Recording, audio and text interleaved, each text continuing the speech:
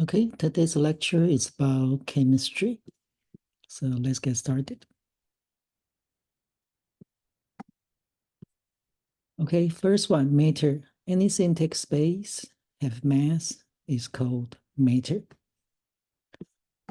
And matters have three different states. It can be solid, it can be liquid, it also can be gas.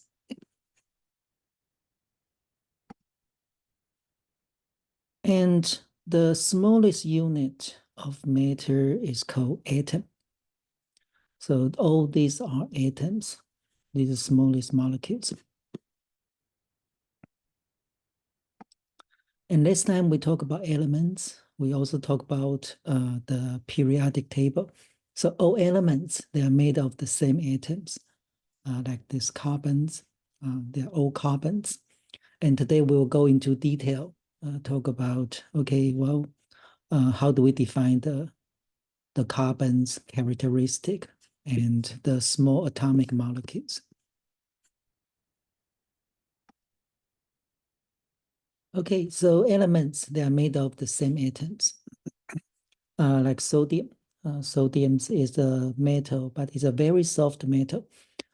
So you can use knife to cut it. And any substance cannot be broken down into different substance by normal chemical means. We call it elements.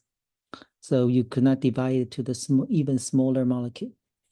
And like the chlorine is a gas molecule. They are elements. So on the periodic table, each one of them is an element.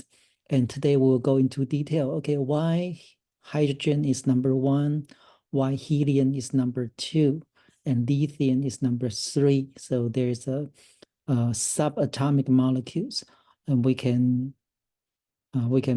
arrange them based on those subatomic molecules. Okay, so every time you have elements, you see two numbers, one smaller, one bigger one.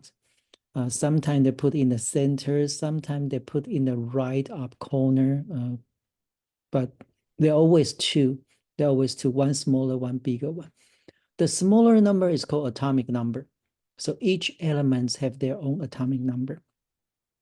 And the bigger one is called atomic weight. And there's another one called atomic mass. So today we'll look into detail what's the difference of these two. So always these two, smaller one is called the atomic number and bigger one called the atomic mass or atomic weight. There's a little bit difference of these two. And then you have a symbol like C means carbon. So you have these three. And last time we talked about it, okay, in the body, 96% in your body are made of these four elements: carbon, oxygen, hydrogen, and nitrogen. And there are the other four called phosphorus, calcium, sulfur, and potassium. So totally, if I throw you into a machine, the machine analyzes your body elements, 99.9% come from these 8. So last time we talked about these 4, and today we add 4 more, these 4. Okay, now let's go into detail of atom. Each atom are made of 3 subatomic molecules: proton, neutron, and electron. Protons and neutrons, they stay inside the nucleus. Nucleus is like the head.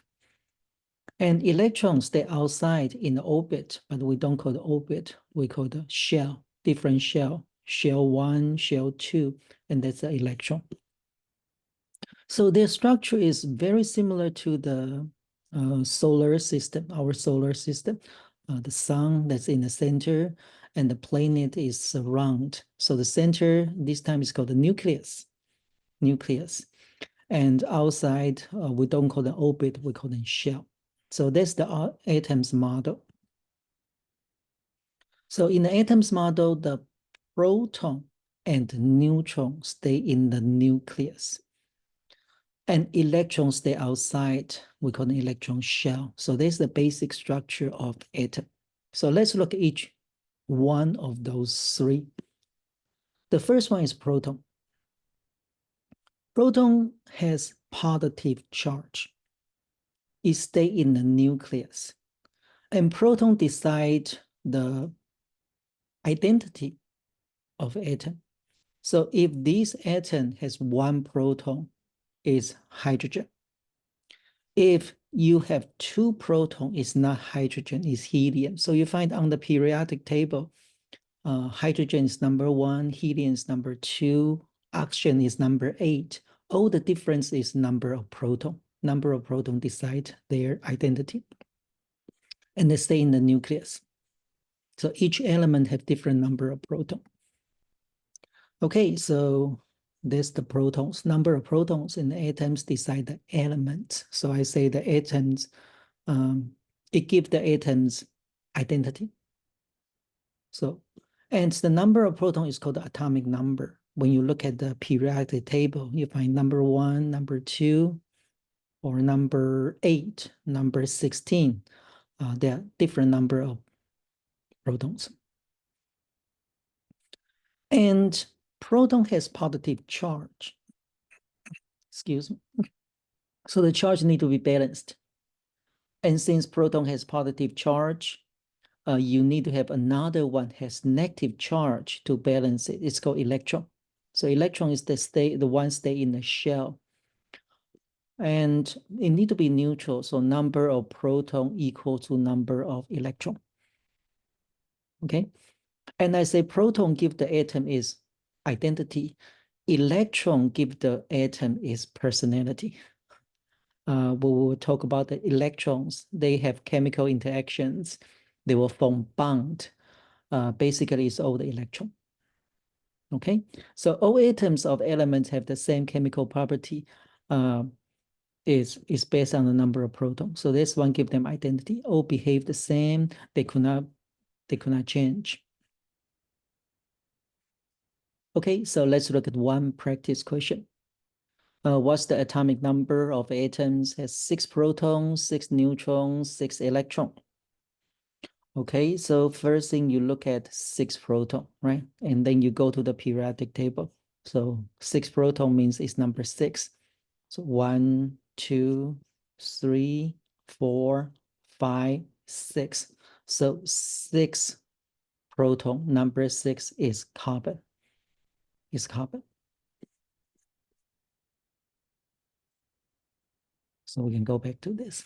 So this guy has 6 proton. It has 6 neutron. And the atomic mass is based on these two. So proton and neutron add together is 12.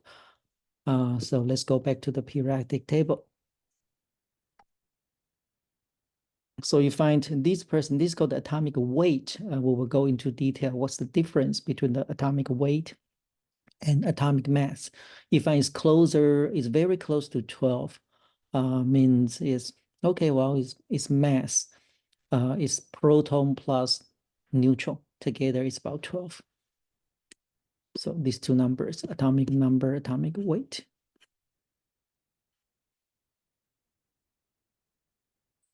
And electron has negative charge. So since carbon has 6 protons, 6 positive charge, it need to have 6 negative charge. That's why it's 6 electron. So this is carbon. Okay, let's keep going. Now let's go to neutron. Neutron also stay in the nucleus. It has no charge. So it stay in the nucleus. And since it has no charge, so what's its function? The function is it decides the atomic mass. So proton and neutrons, they are about equally weight. So when they calculate atomic mass, they just use number of proton plus number of neutron, proton and neutron, these two together. Like this guy has 2 proton, 2 neutron, and this is atomic number 2, right? Because it's 2 proton. So this is helium, and its atomic mass is 4, 2 plus 2. So that's neutron. And since neutron has no charge, sometimes you can squeeze in one more or even two more because it has no charge. So you have less rule to restrict it, especially when the atom become bigger and bigger. And when you squeeze in more neutron, it's still the same element because the element is decided by the number of proton.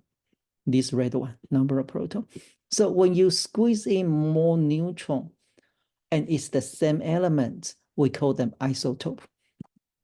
So let's look at the isotope. So isotope are atoms have the same element. They are the same elements because they have the same number of proton. The difference is the number of neutron. So carbon, you have carbon 12, right? Carbon 12. And carbon's atomic number is 6. So you know he has 6 proton. 6 proton atomic mass is 12. 12 minus 6 is 6. So he has 6 neutrons. But you have another one called carbon 14. Carbon 14. Apparently atomic mass is 14. It's still carbon because its number of proton is 6. If it's 7, it's not carbon. It need to be 6. So it's 6 protons. Atomic mass is 14. 14 minus 6 is 8. So this guy actually have 8 neutrons, especially when the atom become bigger and bigger. And neutron, since it has no charge, you can squeeze in one more, squeeze in 2 more. So these two, like siblings, we call them isotope. And some isotopes, they are radioactive. Apparently, when they become this, you squeeze in more neutron, they are less stable. So they want to go back from carbon 14, go back to carbon 12.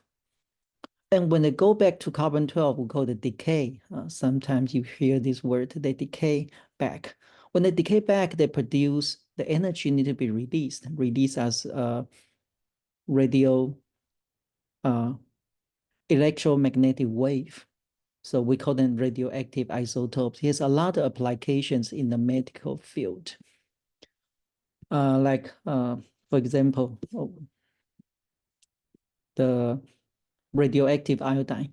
Iodines, the molecule when we eat iodine in the body will be accumulated in the thyroid because thyroid use iodine produce thyroid hormones. We call them T3 and T4.